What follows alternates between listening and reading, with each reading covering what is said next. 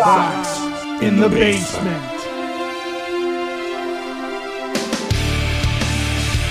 I'm trying something new today. If you follow the YouTube feed, if you're on the YouTube channel for Sox in the Basement, you're either going to notice it and say, hey, what's the big deal?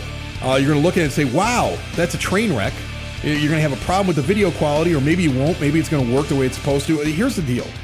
What I shoot in my studio is with a 4K camera, and I really just put it out in 1080p. But I want clear camera. Like, if we're going to do video, I want it to be something that looks good.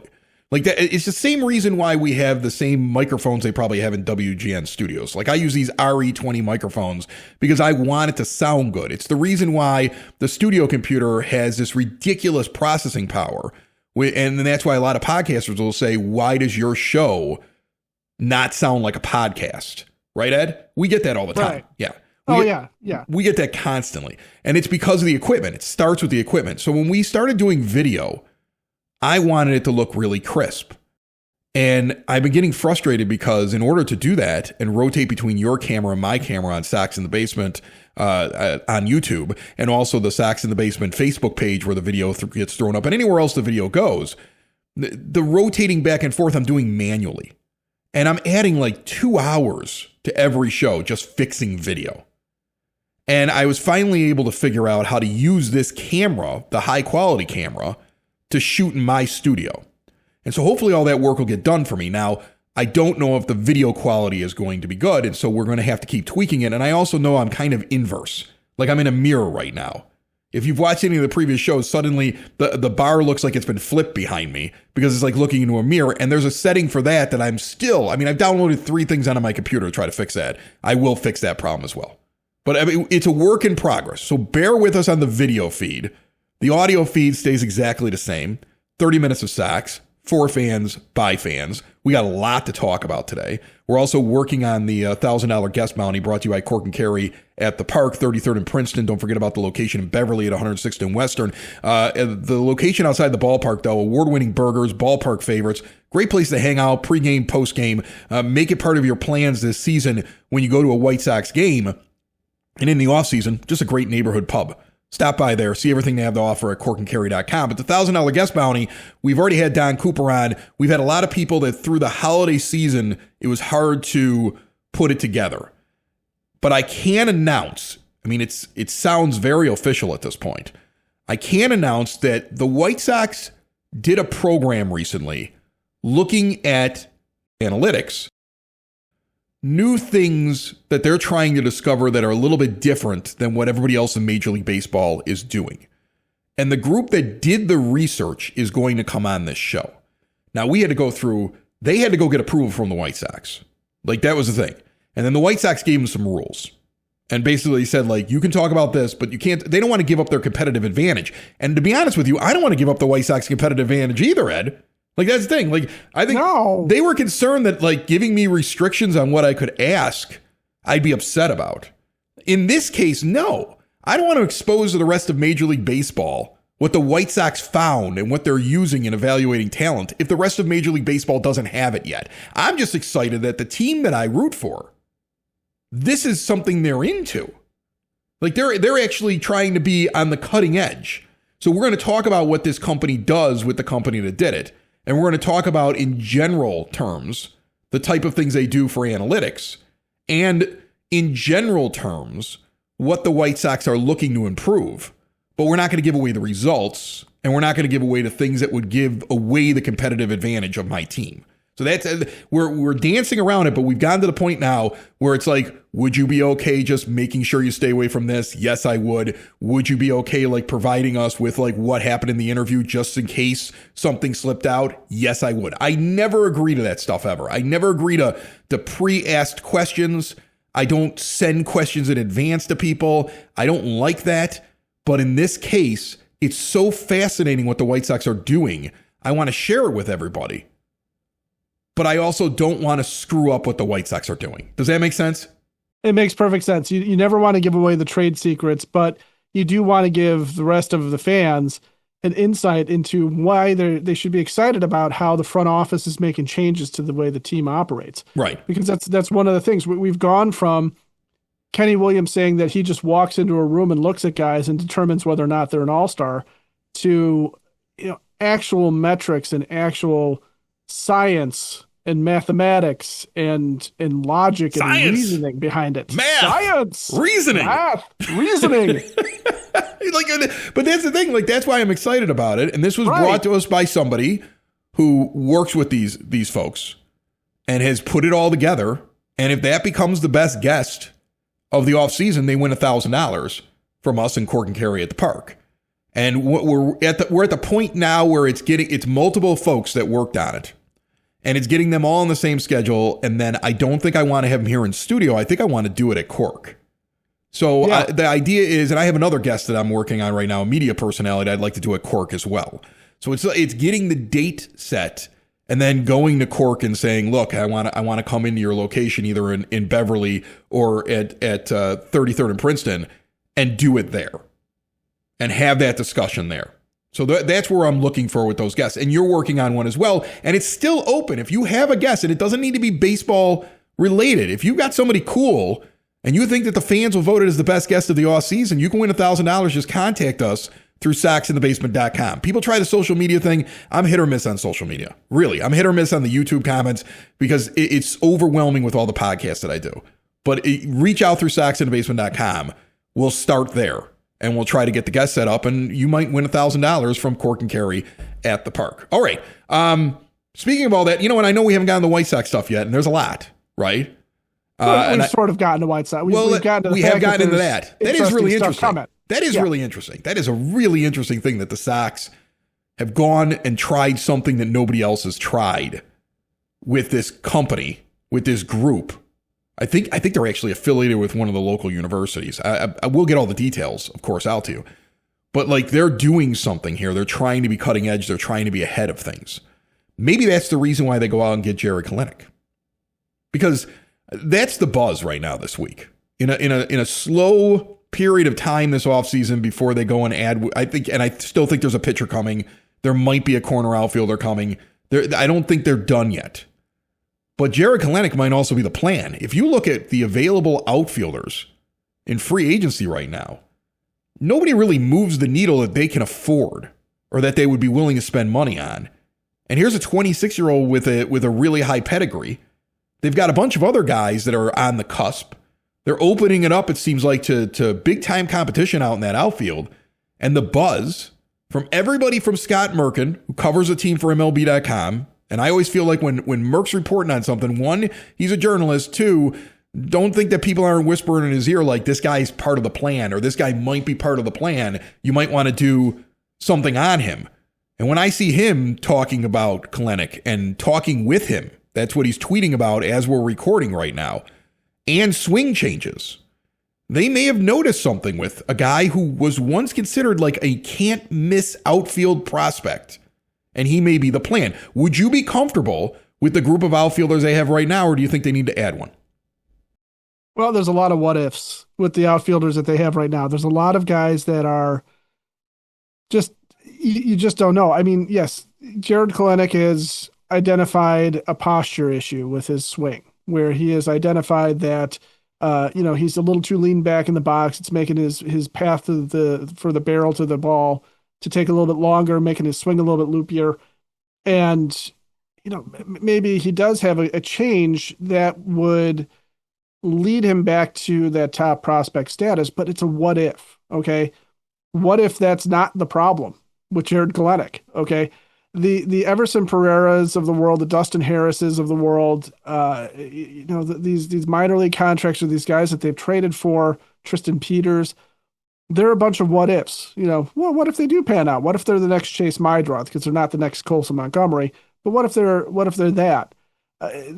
It's too many question marks, to be really comfortable with it. What you really would like them to do is have somebody that's a fallback position that right? Mike Tauchman made sense because you sort of have a feel for what Mike Tauchman is at the major league level. He's still out there.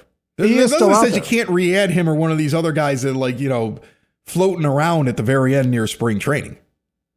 No, and there's going to be some of that opportunity, I think, is what the White Sox are going to be waiting for, is to see who's still around at the end that they can sign to a minor league deal, or, perhaps a major league contract. I think they're also looking at the trade market and waiting to see how things shore up. I mean, they've had conversations about Luis Robert Jr. Oh, that's really interesting. I here's the thing, like the Yankees now supposedly are kicking the tires on him. And well, everybody is. Yeah, right? but here's the thing. They're kicking the tires on him because he's represented by the same agent as Bellinger. And they're at an impasse with Bellinger to the point where they're literally arguing in the press now about the offer that's on the table. Right. And they want Cody Bellinger back. So how do you signify to the agent that you're serious about moving on from Cody Bellinger and he should take the offer that you're giving him, than to knock on the door of the White Sox and literally inquire about one of his other clients? And so I don't know how serious it is, right? Like, I mean, like, that's the thing. Like, and when you look at what the Yankees have, they're not giving you anything like that is getting to the majors, I think, soon, that doesn't have some tarnish on it. Right? I mean, like, that's the thing. Like, I don't know. When I look up their top prospects, I don't get really excited right now about what they would get for Robert Jr. And I don't think you're going to get very much for him. So I think that kicking of the tires by the Yankees may also be a little bit of gamesmanship in negotiations. For exterior windows, doors, patio doors, and storm doors, look no further than Window and Door Superstore of Oak Forest. No high-pressure sales. They want you to come into their showroom. Why? You get to see everything live and in color and in full size. You get to see all the gadgets and gizmos, and it's not like a dingy example window, and there's not a pushy salesman in your home. Instead, the owner's there, and he'll answer all your questions. And then there's an owner on site, making sure that their installers, their own installers, are doing it the proper way, and they can answer your questions there as well. They never farm out the work. They got their own people doing it. That's why they deliver really great quality. They've been doing it that way for 4 decades in Oak Forest since 1985, with all major brands custom made and no stock items for a perfect fit. Window and Door Superstore of Oak Forest is a half block east of 159th and Ridgeland at 6280 159th Street. See more at windowdooroakforest.com. I'm more interested in the Nick Castellanos stuff, which pops up on social media for like a couple minutes and then disappears and then comes back. And if you haven't heard about this, the idea is the Phillies need to clear payroll. They don't want Nick Castellanos anymore. He, of course, is not the same Nick Castellanos he used to be, but I've always loved his attitude. He wouldn't be a bad thing to have on your team while you're developing outfielders. And right around the time that Braden Montgomery is going to be available, Nick Castellanos is going to look very, very good to a team headed to the postseason because he's fun in the postseason. He almost like ups his game a little bit in the postseason. So maybe you pick up a prospect, and what you're going to do is, if you go and you get him, you're going to pick up some of his salary because the Phillies want a salary dump. So you're going to be paying for it. And you're also going to say, we want you to include some prospects in this salary dump for when we get rid of Castellanos. We're going to take on this money essentially and basically pay for a couple prospects, having Castellanos that we might be able to move on from, who could actually contribute as a veteran in the first half for this team. And that's how the deal would go. And you see it pop up. I think James Fox threw it out there at one point. I've seen other people throw it out there. If you go and you do a search on social media, you'll see it. It pops up. People talk about it, goes away, pops up. You see it even suggested in Philadelphia. The Sox is a possibility. I don't know I don't know if there's enough smoke for there to even be fire in the picture, but I find that fascinating.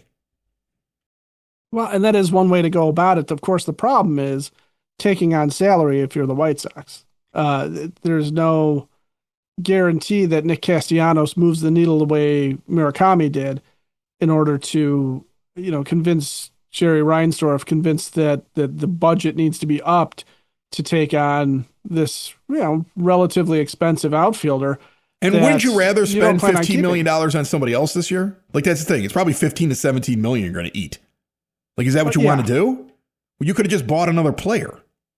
Yeah, and that's the thing. If you're going to spend that kind of money, you sit there and you go, well, what else is out there? And if the White Sox were willing to spend money, I mean, you see fairly reasonable deals being signed. Ranger Suarez goes to the Red Sox. He's only making $26 million a year. And, it's a 5-year contract, which I know Jerry would never sign. But you look at something like that for who Ranger Suarez is and who he's been, and you sit there and you go, well, if the Sox were going to spend money, that would have been a good spot to spend it, right? Nick Castellanos as a rental, unless you think you're going to flip Luis Robert Jr. as well, and you're going to sit there and say, okay, we're taking this guy on who's going to be better for our clubhouse, who is going to bring us back better prospects towards the middle of the season and help us complete this rebuild. that's really the only way you can kind of sell it. So I like the idea of them doing it, but I also like the idea of them taking that money and sitting there saying, okay, who else is out here who can push this team forward? Either as a veteran with some veteran leadership, or at least just like I said earlier, in a team roster right now that has a lot of what ifs, especially in the outfield. Finding some stability out there that's not named Andrew Benintendi, who we don't think can field because of the Achilles issue, or Luis Robert Jr., who himself is the biggest what if on the team, for the past few years.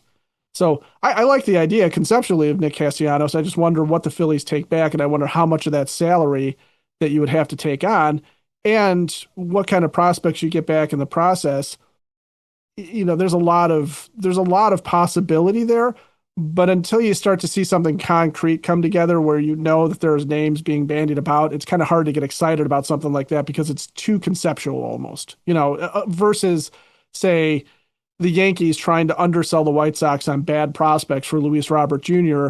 because they think Chris Getz is desperate. And at the same time, they're trying to convince Cody Bellinger that he's an idiot for not taking their contract. That, I think, is actually happening.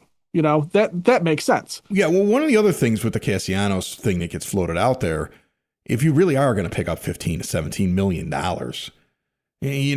just look at one of the higher end right fielders out there, just going by wins above replacement over the last 2 years. The only guy below Kyle Tucker was Mike Yastrzemski, 4.1 wins above replacement. He signed a 2-year deal with Atlanta in about mid-December, 2 years at $23 million total. That's a lot cheaper per year for a guy to go stand out there in the outfield and contribute to your team with a little bit of veteran, veteran standing. Right, exactly. And that's a lot cheaper than eating Nick Castellanos' money, especially if you don't have plans long term for, like, you don't think he's going to help you get the promised land, and we're not looking at that yet. So that's why I look at it and I go, well, that's what doesn't make sense. When you see it floated, that's what doesn't make sense to me, because I sit there and I say, well, if you're going to spend that kind of money, there were better ways to spend it. And I think that would be a valid thing to bring up when you were talking about it, if a deal like that were to go down and they threw that kind of money in there. There were a couple of lists that came out, and I wanted to make sure that we covered them. First of all, I saw Baseball America has got Caleb Bonnemer as one of the top 10 shortstop prospects right now. And I've seen some buzz about Billy Carlson, shortstop prospect as well, talking about there's a lot of shortstop prospects here and a lot of really good shortstops in the organization. And that's motivating to me to be a really good shortstop, because basically he's saying he wants the job eventually.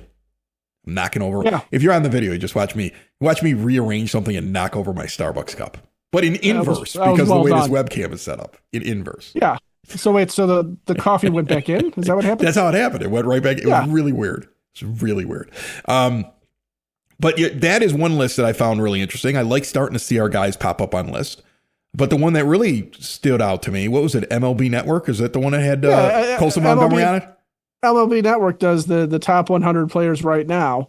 And checking in at number 88 is Colson Montgomery. And they interviewed him to talk about the mental health stuff that he went through last year with Ryan Fuller, and how going down to Arizona and getting his identity back, is the way Colson Montgomery put it, getting his identity at the plate back was what led him to come up and start having success with the White Sox, and how the confidence builds when he makes that over the shoulder catch, that ridiculous catch in his first game, even though he goes hitless. And, it's an interesting thing, but to have Montgomery already appearing on that based on a half a season it's an encouraging sign, because when you're looking at who is the guy that we tab as the next on-field leader, the next face of the franchise, it's got to be Colson Montgomery, with all deference to guys like Kyle Teal and Edgar Caro and Luis Robert Jr., who's still here. Montgomery, from a talent standpoint, seems to be the guy. Don't just throw Luis Robert Jr. in there as a leader because he's been here for a while. No, the guy's only on the field he's only on the field half the time, and he's been a big disappointment for the last couple of years. They're trying to get rid of him. Not a leader, but as a face of the franchise, as a guy that was the face of the franchise and is still here. I think that changes even if he's still on the team this year. Right? I mean, I think it does. 100%. Every time I look at a list or some kind of thing that like ranks the White Sox, or I go into fantasy baseball and I try to see where all the White Sox players are actually ranked at their positions, the two guys that stand out the most right now, that at least nationally people look at the White Sox and say that is a representation of the next White Sox core, it's Montgomery and Kyle Teal. Those are the two names that pop up the most. It's Montgomery and Kyle Teal, which makes an awful lot of sense because of Teal's personality and his skill and the fact that he's a catcher and the fact that the Red Sox would love to have him back. They wish they didn't do that. There's so much regret. Yeah, they have regret. I love it. So much regret. Cry Boston tears. Cry them. Yes. Cry Boston. What's the difference between Boston tears? Park your tears over by the car. What's the difference between Boston tears and Green Bay Packer tears? Is it like is one saltier than the other? Does one taste a little bit? Does one have the smell of oysters? Like what is the difference? But I love them both. The Boston tears are salty because they're by the sea. Okay, they're a bay town. And the Packers tears, the Packer fans tears are really, it's just easy cheese. It's just the spray can cheese stuff that's been left out in the sun too long, so it's a little bit melty. And when it comes down, it kind of smells worse. Listen, so that's the difference. I recognize there's White Sox fans that are Packer fans that probably watch the show, and I'm sorry, but it's too easy. You got to understand it. You got to understand it. It's too easy with the way that they reacted to how everything went down. And now what's really interesting is watching the national media like try to make something up between Sean McVay and Ben Johnson because McVay is friends with that guy from Green Bay, LaFleur. Yeah, I don't really think Ben Johnson has any thoughts one way or the other about Sean McVay. Well, if you notice, they both complimented each other this week because they weren't going to let the press turn it into some kind of thing between the two of them. No, they're trying every day when there's a press junket. They're trying. They're doing everything they can to turn it into, we want to see these two coaches be angry with each other on Sunday. And they're not going to be. Ben Johnson, he just, I don't even know how much he really hates Matt LaFleur. I think he's playing into the rivalry for the benefit of the fans because he's a smart man. I like to believe that he hates him. Well, I do too. I like to believe that he's got a list like Steve Buscemi and Billy Madison and LaFleur's on there. Like, I like to picture that he's got a life-size cutout of Matt LaFleur on his office, and that's where he throws the baseball against Matt LaFleur's face. I could even say LaFleur's face. Yeah, that's okay. It's okay. Yeah. I just think I laugh at that. I laugh at that a lot. Okay.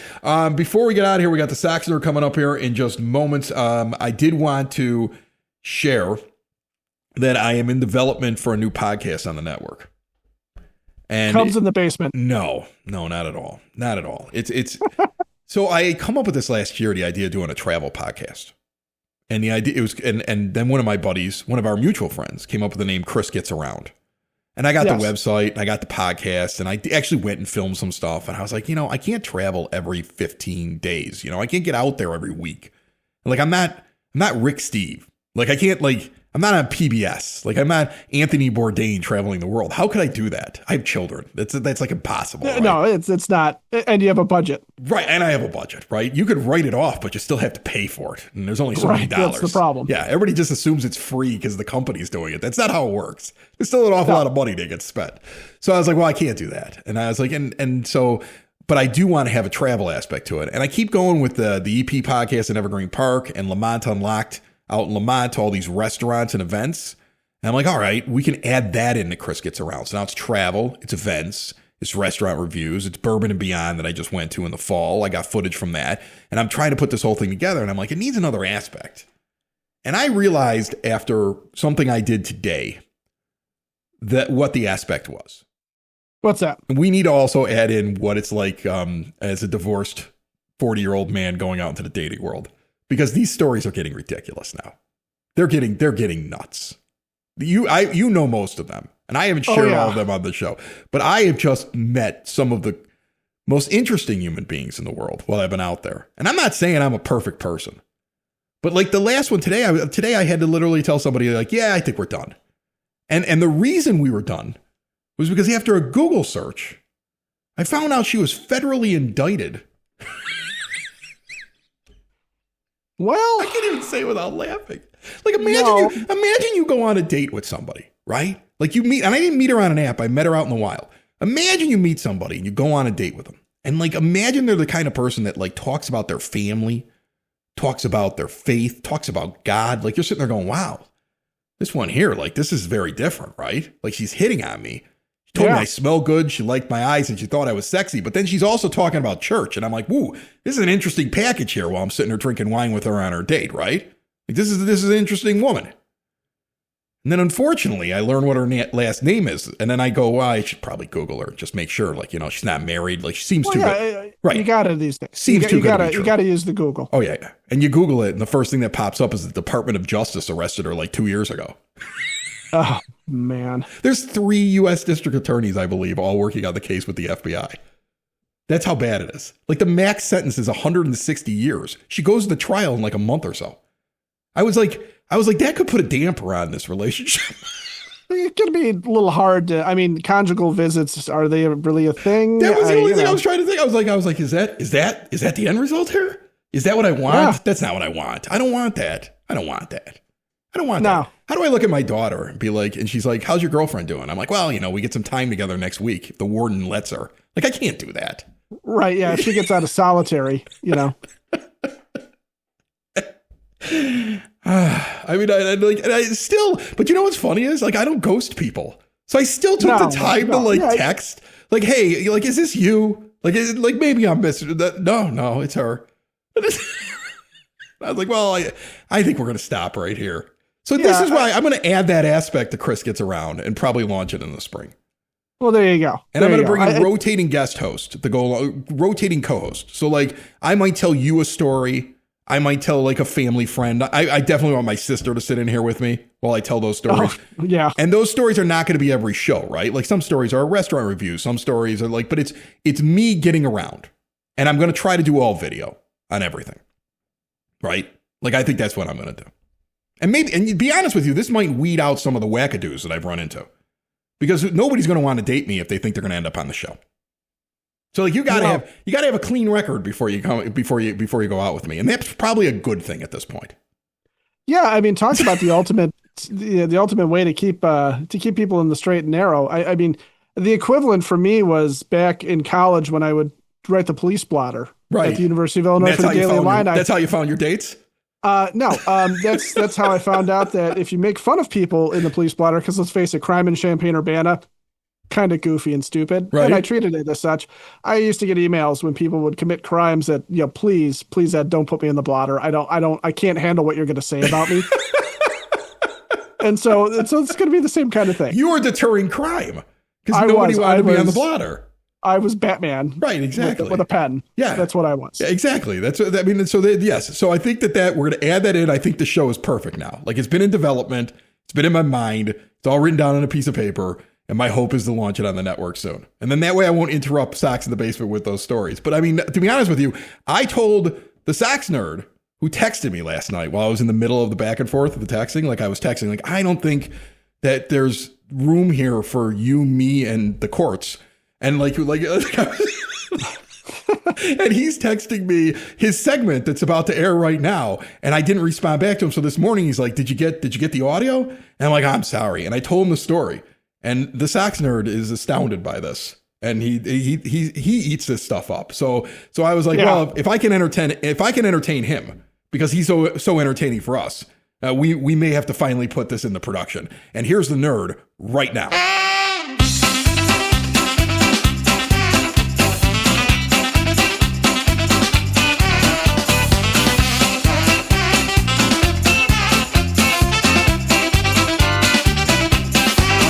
Music means the Sox Nerd. Dave Marin is on the line, and he's got trivia and tidbits and nuggets and all that good stuff, just like he puts it up on the scoreboard at the rate each and every White Sox home game. But he's with us all year long on the weekends, on Friday, kicking off your weekend with stuff that he doesn't even get up on the board because he just knows too many things. And he's brought to you by the Village of Lamont. Want to experience a downtown with real history, great eats and drinks, and green spaces filled with adventure?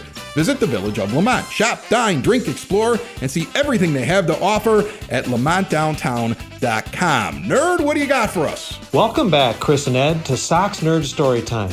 For this edition, let me take you back to 2009, specifically July 23rd at then-named U.S. Cellular Field. The date should sound familiar because on that picture-perfect Thursday afternoon in Bridgeport, the great Mark Buehrle fired his legendary perfect game in the Sox 5-0 win over Tampa Bay. The most memorable regular season game I ever witnessed gave me the most frightening moment in my 40 years as a member of the Chicago White Sox scoreboard crew. The tension mounted and the nerves started to build after 6 innings as Buehrle sliced through the reigning AL champs with ease.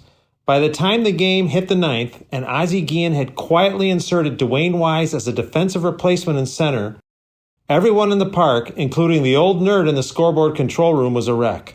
The only moments that rivaled this in terms of anxiety on this job were my first game in 1984 because I had no idea what I was doing, the 2003 All-Star Game, and Game 2 of the 2005 World Series. With Buehrle flirting with history, there I was standing at my station. As Gabe Kapler came to the plate, I did what I always did. I displayed an evergreen stat on the player. Thanks to a YouTube video, I rediscovered that the Kapler graphic on the board was his biography stat. It's a panel with his picture, then his hometown, residence, and college. Pretty basic stuff. The goal here, obviously, is to not create a distraction. It's a goal I adhere to this day.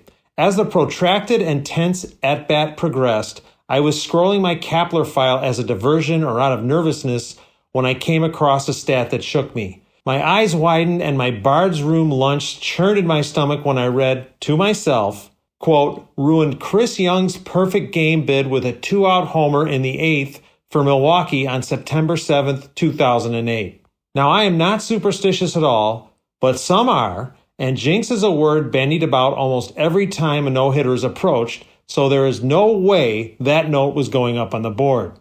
If it did, I can't imagine the uproar that would have followed. There wouldn't have been any discipline or anything ridiculous like that, but it would not have gone unnoticed, that's for sure. Sometimes those things had a way of making their way into the newspaper, which was the back-in-the-day equivalent of social media, and like today, that's the last thing anybody wants. Just as I was regaining my composure, Kapler sent Buehrle's 105th offering arcing to deep center field. Wise, of course, made that tumbling, juggling catch after ricocheting off Billy Pierce's face on the wall. You know why Wise made that catch to save that masterpiece? Because I did not flash that stat on Kapler wrecking a perfecto. Call it a reverse jinx. That's my story, and I'm sticking to it.